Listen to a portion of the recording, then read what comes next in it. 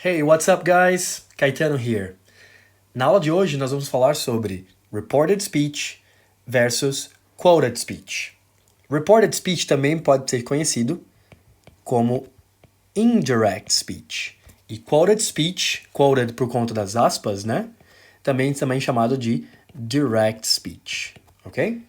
Primeiramente, vamos entender a diferença entre o discurso direto, né? Direct speech ou quoted speech, e discurso indireto ou reported speech ou indirect speech, tá? Os próprios nomes já podem nos ajudar a entender a diferença.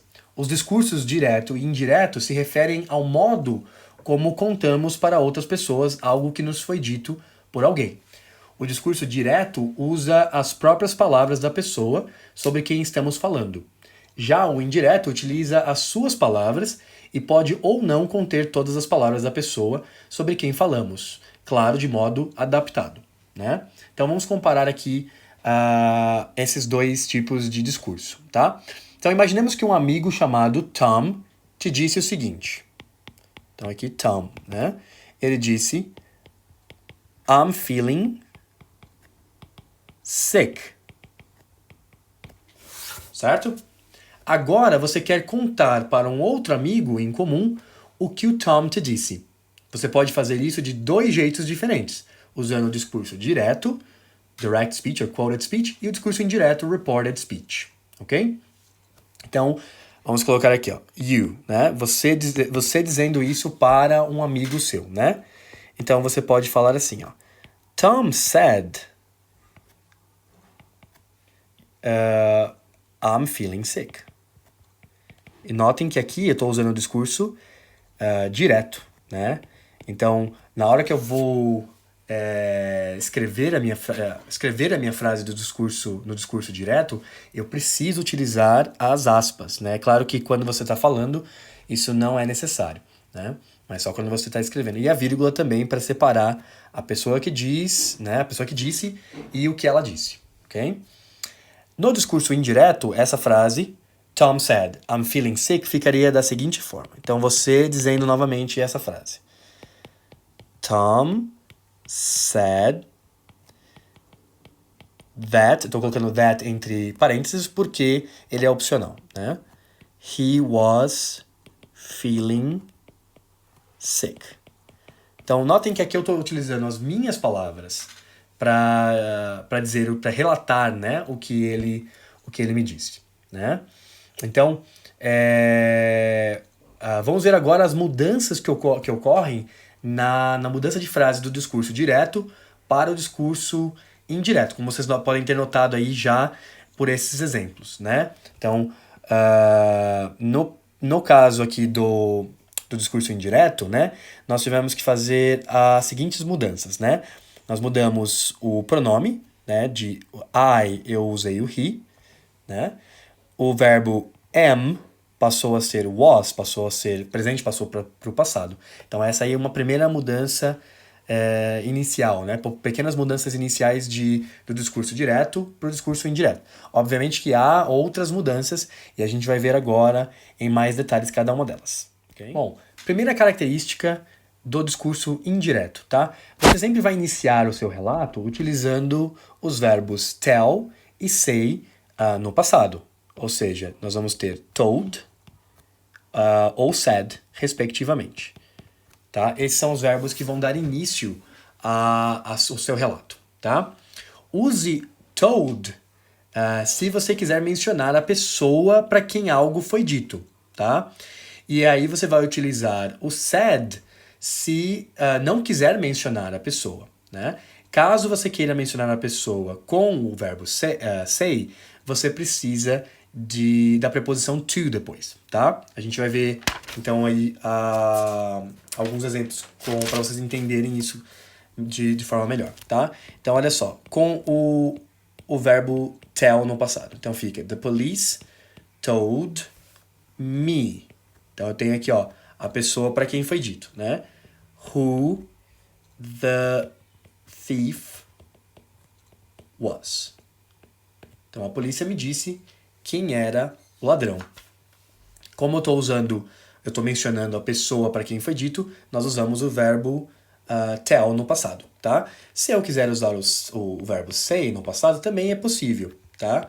Então a frase vai ficar: The police said to me. Agora eu preciso dessa preposição aqui, ó, to. Who the thief was. Aí a frase não muda em nada, tá? E eu posso dizer também The police said, simplesmente, who the thief was. Notem que se eu utilizar o said, eu posso ou não mencionar a pessoa. Porque às vezes não é necessário mencionar a pessoa ou a pessoa não é conhecida, né? Então, simplesmente você utiliza o verbo said sem precisar mencionar a pessoa. Quando você utilizar told, a pessoa tem que estar mencionada necessariamente, tudo bem? Bem, como eu falei para vocês anteriormente, o that é opcional no discurso indireto, tá? Então a frase I thought that, né? Eu achei que, you said that, novamente, the restaurant was cheap. Então essa frase está no discurso indireto e eu posso simplesmente omitir os that nessa frase. Mas vamos nos concentrar no that que vem após o verbo say ou o verbo tell, que no caso seria esse aqui, ó, tá? Então, I thought that you said the restaurant was cheap. Então eu posso simplesmente omitir o that nesse caso. Eu poderia omitir nesse primeiro caso também, se eu quisesse, tá? Então, I thought you said the restaurant was cheap. A frase fica bem mais fluida dessa forma, né? Em geral, a ação sendo relatada no discurso indireto está um passo atrás no passado. Dessa forma, passamos o presente para o passado, tá? Então, o verbo am ou is, por exemplo, vão virar was quando eu transformar minha frase do discurso direto para o indireto. Are, no presente, vai virar were, ok? Que também é o passado. Do e does vão passar a ser did. Have ou has vão passar para had, que são os casos, por exemplo, de present perfect, né? O present perfect vai passar para o past perfect. Will vai virar would, por conta dessa mudança de presente para passado. E can vai virar could. Então essas são algumas das mudanças que vocês vão ver aí. Tem outras mudanças, a gente vai entrar nelas logo logo, mas essas são as principais mudanças de tempo verbal entre o discurso direto e o discurso indireto. Bom, imaginemos que você encontrou a Jenny e ela te disse o seguinte: My parents are retired. Vamos colocar isso entre aspas, porque são as palavras utilizadas pela própria Jenny no relato, né? Então ela estava utilizando o discurso direto. Depois você conta para os seus pais o que ela te disse mais cedo. E aí você diz o seguinte: Jenny told me that her parents were retired. Né? Então, vamos observar as mudanças que ocorreram aqui do discurso direto para o indireto. Então, as palavras da Jenny foram: My parents are retired. Então, notem que quando eu vou usar o discurso indireto, o adjetivo possessivo my vira her, porque agora eu estou relatando o que ela me disse em terceira pessoa, né?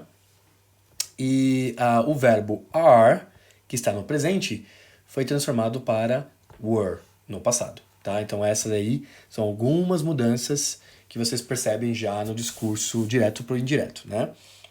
Vejam também que foi utilizado told na hora de você relatar, né, a história, e aí foi mencionado a pessoa para quem foi dito, que no caso é você mesmo. Então, told me, ok? Agora, vamos imaginar que ela também tenha te dito o seguinte. I can't come to the class reunion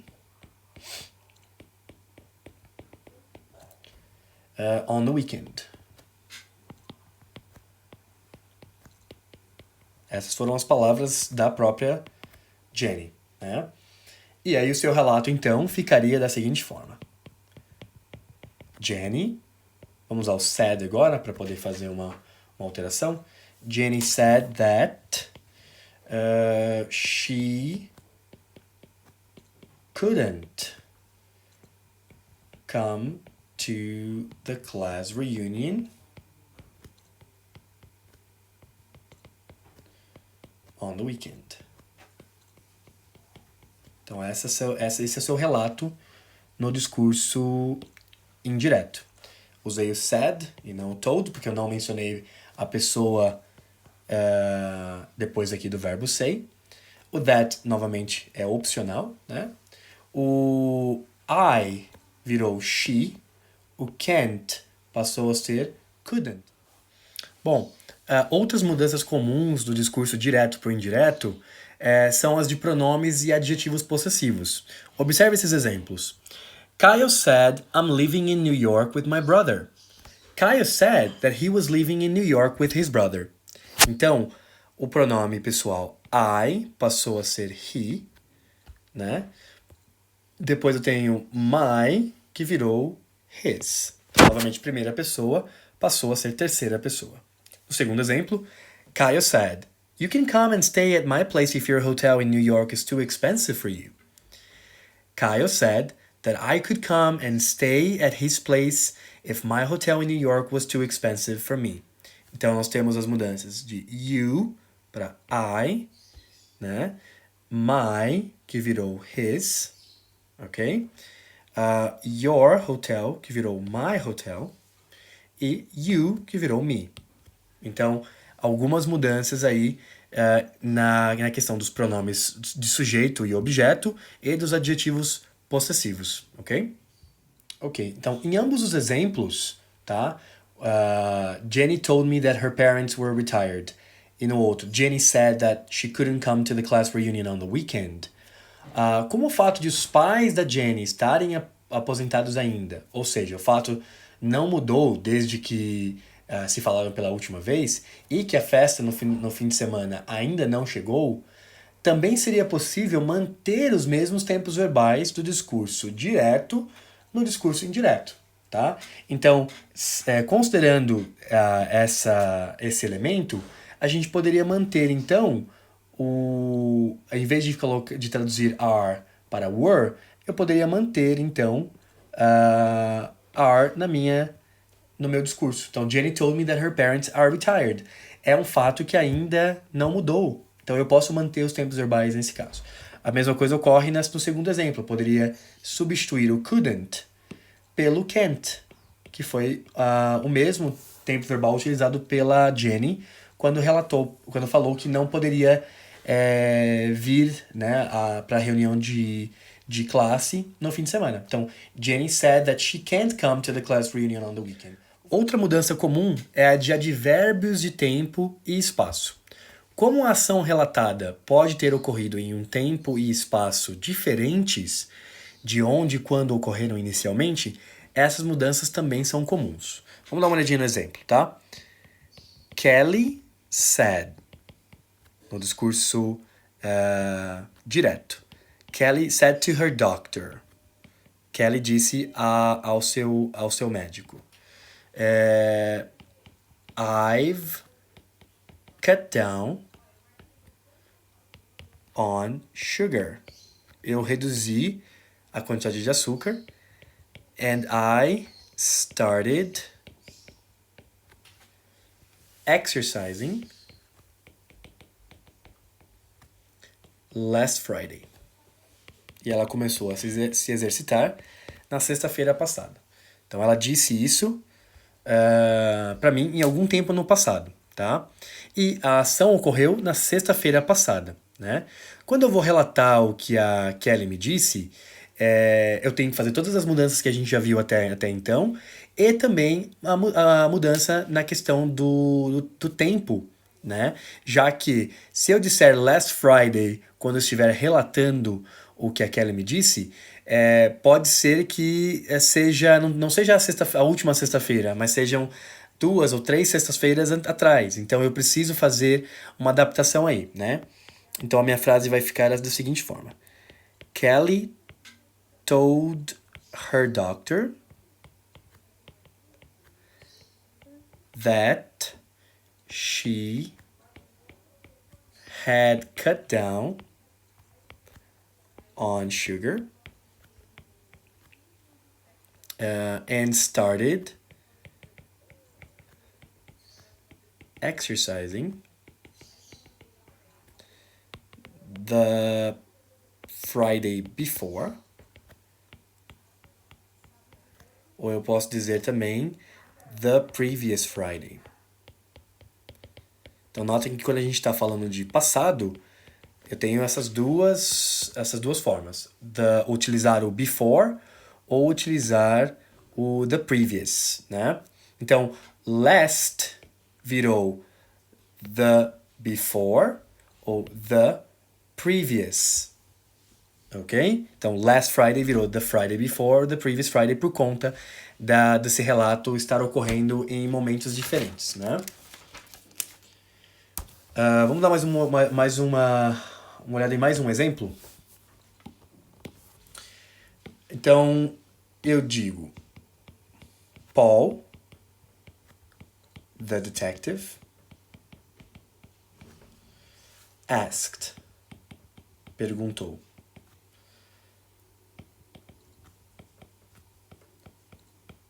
Am I supposed to look into the case tomorrow? Paul, o detetive, perguntou: eu devo investigar o caso amanhã? Para relatar isso que ele me disse, fica Paul asked. Nesse caso estou usando asked porque é uma pergunta, né? If he was supposed to look into the case.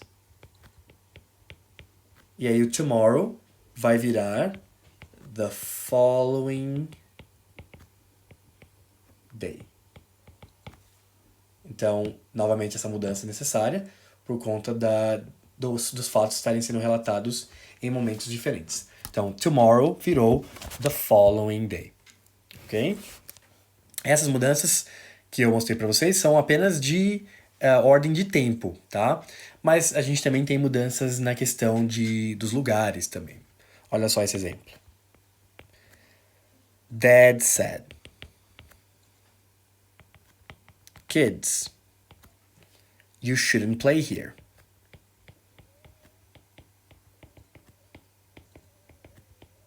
Então, nós temos aqui o advérbio de lugar, here. Quando eu vou relatar essa frase, eu vou ter que fazer mudanças nesse here também. Então, Dad said that we shouldn't play there. Então, o here passou para there por conta da mesma estrutura que eu expliquei para vocês anteriormente nas mudanças de tempo. A gente também tem mudanças de lugar, né? Para vocês obterem uma lista mais completa dessas mudanças, eu vou pedir para vocês verificarem lá na apostila de vocês as páginas 39 a 43, ok?